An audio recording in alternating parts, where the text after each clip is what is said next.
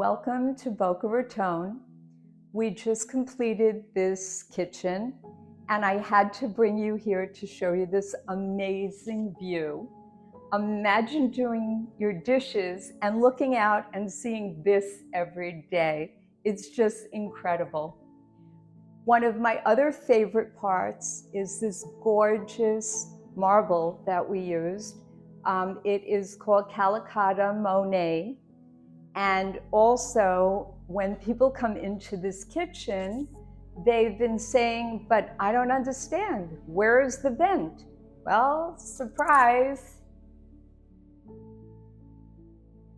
Isn't that cool?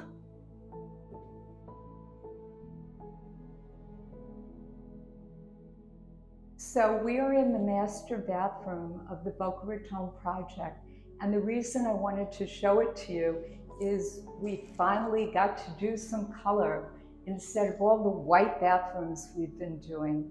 And my favorite part is this incredible mosaic, which I just fell in love with, and luckily my client did too.